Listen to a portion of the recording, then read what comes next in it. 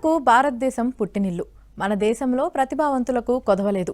ముఖ్యంగా కళాకారులు ఎలాంటి వస్తువులను ఇచ్చినా అందమైన ఆర్ట్గా మార్చేస్తారు. కాదేది కవితకు అనర్హమని శ్రీశ్రీ అన్నట్లు నేడు చాలా మంది కళాకారులు కళకు కాదేది అనర్హం అంటున్నారు. చిరుధాన్యాలంటే ఆరోగ్యానికి ఎంతో మంచివని ఆరోగ్య నిపుణులు చెబుతున్నారు. ఈ క్రమంలో వాటి వినియోగం బాగా పెరిగింది. అయితే అందమైన చిత్రాలుగా కూడా ఇవి మారుతాయని నిరూపించారు విశాఖకు చెందిన ఓ కళాకారుడు.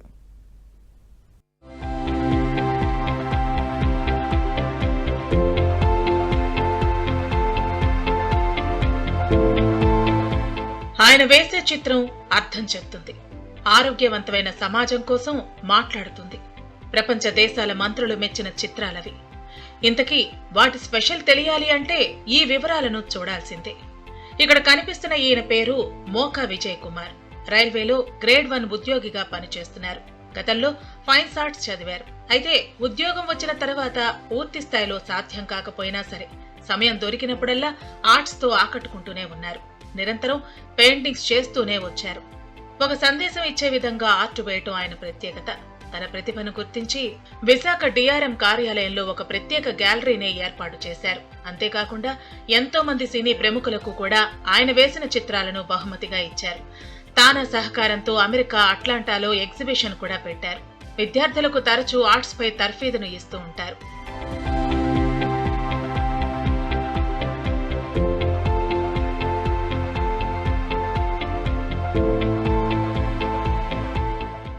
ఏదైనా కొత్తగా చేయాలన్న ఆలోచనలో ఉన్న మోకా విజయ్ కుమార్ చిరుధాన్యాలతో ఎందరో ప్రముఖుల చిత్రాలను తయారు చేశారు. అన్ని రంగాల్లోని ప్రముఖులకు తన చిత్రాల్ని అందజేశారు. దీని ద్వారా చిరుధాన్యాలనేవి మంచి ఆహారమని, అవి తింటే ఆరోగ్యంగా ఉండొచ్చన్న నినాదాన్ని కూడా ప్రజల్లోకి తీసుకువెళుతున్నారు Moka Vijay Kumar. 2023 international millets year కాబట్టి దాన్ని బాగా ఎంకరేజ్ చేశారు. కాబట్టి అది ఇప్పుడు అందరికీ కూడా ఎక్కడ చూసినా ఒక స్ట్రీట్ ఫుడ్ ఉందంటే దాంట్లో కంపల్సరీగా మీకు మిల్లెట్స్ ఫుడ్ ఉంటుంది.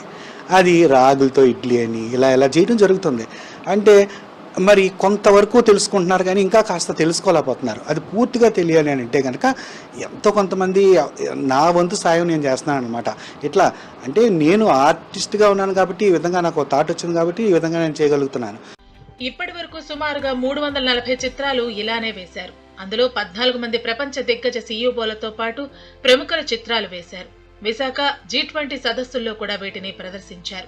తర్వాత హైదరాబాద్ లో జరిగిన G20 సదస్సులో సుమారుగా 36 మంది వరకు వివిధ దేశాలకు చెందిన వ్యవసాయ శాఖ మంత్రులకు ఆయన చిత్రాలను ఇచ్చారు.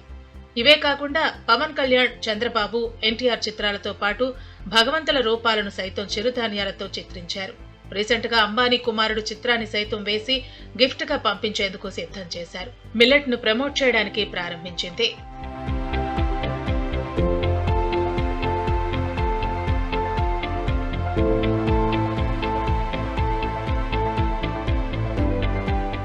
చిరుధాన్యాలతో పెయింటింగ్స్ వేసేందుకు మోకా విజయ్ కుమార్ భార్య సునీత కూడా అన్ని విధాలుగా సహకారం అందిస్తున్నారు.